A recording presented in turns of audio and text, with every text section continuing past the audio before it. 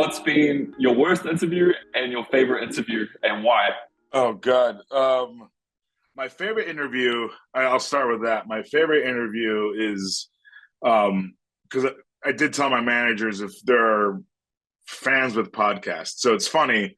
I'll avoid all these other ones, but if there's someone that would like to talk about it for an hour and a half, I'm like, you'll hear everything. We'll go into it because I can tell they care. So like, so yeah, some of my, it was this lady from Ireland who just has all these questions where I'm like, why wouldn't I didn't even think of this? I didn't even think of this kind of thing, and I feel like I'm telling exciting parts of the show. I'm saying things that like I want people to know about me and about like the work that we do.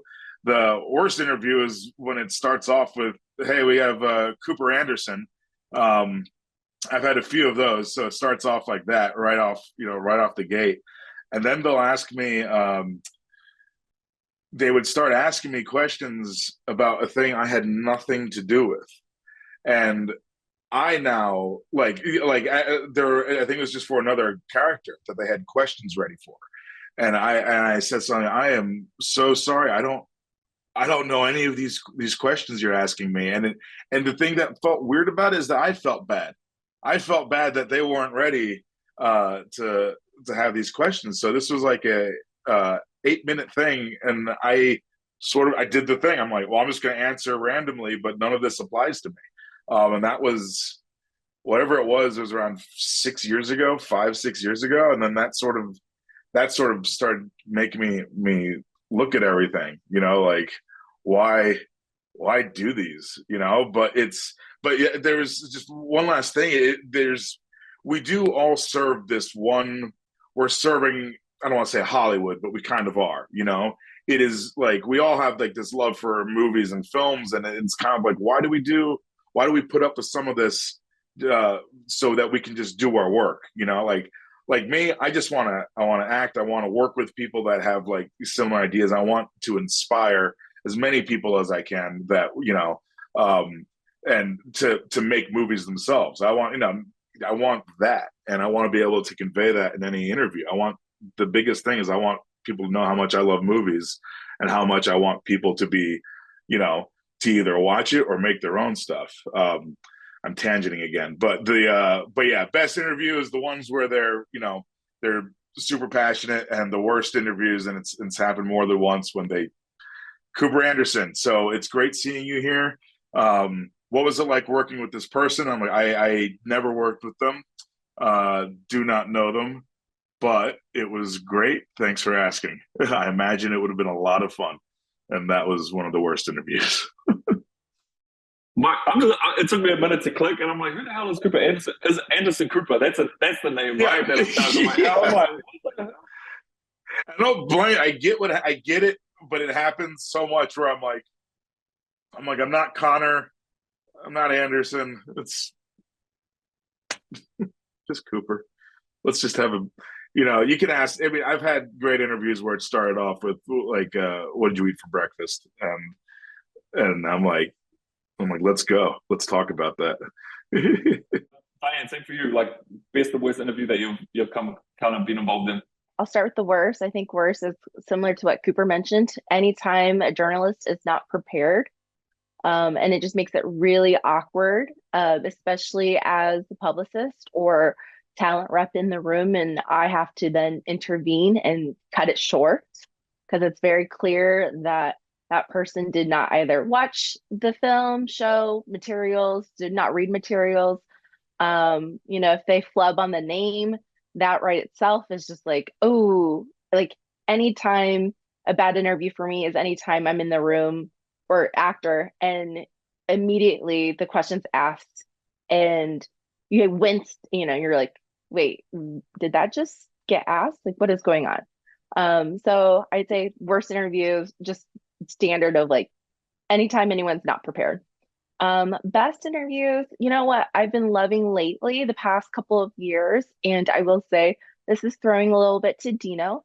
But anytime an interview where vulnerability and being able to talk about, especially in the AAPI community space for men talking about mental health, because I don't think that is spoken enough, or like in mainstream media has not been brought to light enough. And in the last couple of years, we've kind of seen a wave, right? Like on social media, it's kind of I guess cool, or I don't know, slay. I'm dating myself, but it's like the thing, mental health is a very hot topic.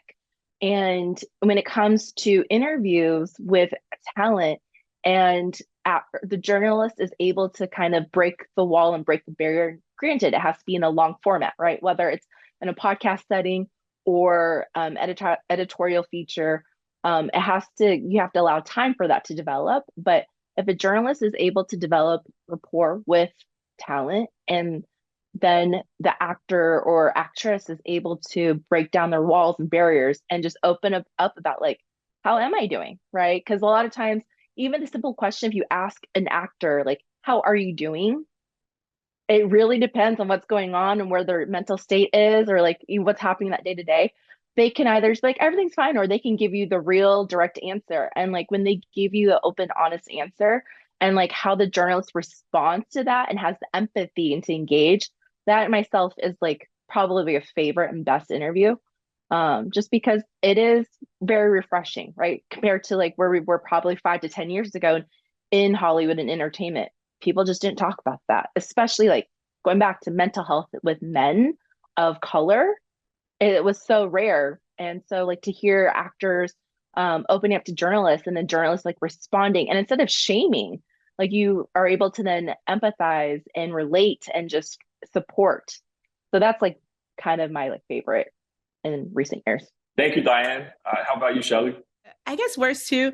The worst kind of interview, I guess I'll say, is like, and you mentioned this earlier, when the other person doesn't want to be there, like when they're having a really long day. And I get it, we get it. Like I've probably your last interview and you've done 30 and you've heard this question. But I mean, same as Cooper said, though, we're all just trying to like do our thing, you know what I mean? So, but those are the worst kinds, because then I have to like really try to pull out of you. And I'm super sorry that you had a long day, but like, I'm just trying to do my job. I know that you're doing yours, but those are really kind of like the tough ones, because then I have to like still write the piece or write the interview, and it's still kind of like, they didn't want to be there. So that kind of sucks. And then favorite, can I say like an actual favorite interview, or are you saying favorite kind? Yeah. My favorite interview that I've ever done was so far was with Carol Heikkinen, of the writer of Empire Records. I don't know if y'all have seen that. So that was one of the movies that I rented like a million times when I found it when I was in middle school randomly, and I like fell in love with it and I was obsessed with it. And so the anniversary came about and I was like, I'm gonna try to get this interview. And I bothered her and she said yes. And I was like, oh my God. But it was so dope because it was layered, and I got to deepen, like I told you earlier, I'm always seeking connection. I got to deepen my connection with this film by talking with the person who wrote it. And I got to learn like behind the scenes stuff. I got to ask about like and they were receptive of my questions about what did this mean? Because in my head, it meant this, or I went there. And then I got to tell her about being like a queer Black girl in Detroit, obsessed with this movie about teenagers working at a record store in a nondescript Seattle neighborhood, I think, but whatever. And it was really, really cool. And I think it was my favorite because as writers, especially pop culture writers, those full circle moments are so sweet. Like they're so sweet. Oops, they're so sweet. My bad. And they just feel really good when you get to like 10-year-old me thought that was like so cool, and I was nervous, but 10-year-old me thought that was so cool. And I think there was a tweet and I'm almost finished. There's a tweet I saw a year ago or something that really connected with me, is like the day that I think I'm too cool to like talk to these people, that I'm like, then I need to get out the game. You feel me? The day that I think that I'm just too cool for school to be talking to Carol Heikkinen I need to leave, and somebody else needs to like come through because, you know, so that was cool. That's it. I feel you on that. I'm the same way. Like before, I used to, being brand new, it was like, who's the biggest celebrity I can interview? And now it's more like, yo, I really want to connect with my community. Who brings me joy? When I'm talking to them. Dino, William, with you, please.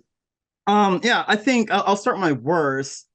Worst is red carpet in general. Period. That's it. That's the answer. So much red carpet slander. Yeah, this is a no, you know what? campaign. I think it's just like red carpet is like the shared trauma situation. No one wants to be there, and we just go through it. We're just like, you know what? We're here. I guess we just have to talk, But I won't lie. Sometimes there are moments on the red carpet, but when it's hot and it's the Golden Globes and you have that sun shining on you and you have to be there at 3 and the talent doesn't start coming till 5 and you just stand there, you wouldn't like the red carpet either. So let's just leave it there. For my favorite, it was an interesting situation. So this story is going to be in my memoir. So I tell this story a lot. So I remember I was living in the Bay Area when Fruitvale Station was released. And obviously they had the junket at Fruitvale and it was in, where was it at? Anyway, I think it was like in Berkeley, but it was in the East Bay. And no one knew Ryan Coogler that much. He was up and coming. Michael B. Jordan was still like, people knew him from, Friday Night Lights and from The Wire, but he still hadn't hit yet. So he was up and coming. Octavia Spencer was there. So I remember it was at one of those junkets, and I'm sure, everyone in here could relate. And so they put me and another Filipino journalist together, not purposely. They weren't, but we were just together because we knew each other, and we were just saying. So what they would do is they would rotate the talent room to room to room with like pairing and whatever, and we would do roundtable incidents. So I was like, whatever, so cool, whatever. So all of a sudden, Octavia Spencer and Michael B. Jordan walk into our room, and then Octavia Spencer pauses and kind of looks at me, and the other journalist's name was Bernard, and she was just like. I kind of paused and it made this really interesting look. Like I was like, oh, what, did we do something wrong? I was like, what happened? And then she was all, you do not know how refreshing it is to see 2 journalists of color interview me and Michael. And I was like, oh, that was kind of like this moment when I was just like, oh, I have a role now. I there's something different about me that I need to do with this position that I'm in. So that was just this like kind of moment where she was just like, where I was like, oh, it kind of sparked in my head my career. It's like, oh, I'm doing this for a reason, and I'm like realizing at this moment. And then like also in that same situation, it was like Ryan Coogler came in after them, and he was by himself, and then like he complimented my shoes, and I was all, well, they're from Barney's, and then and then I was writing everything in a moleskin book. And I love me a moleskin, and I was writing in it, and he looked at me, and he was all, "You like those, don't you?" And I was all, "What?" And he was like, "Those moleskin. When you write in it, it feels like you're writing something important." And I was just like, so it's like it's kind of these moments that kind of like of this kind of these people who are very talented, who are very just kind of like human, like these human moments before interviews. It's just like. And like kind of reminds me of what I'm doing. That's kind of the interviews that I love.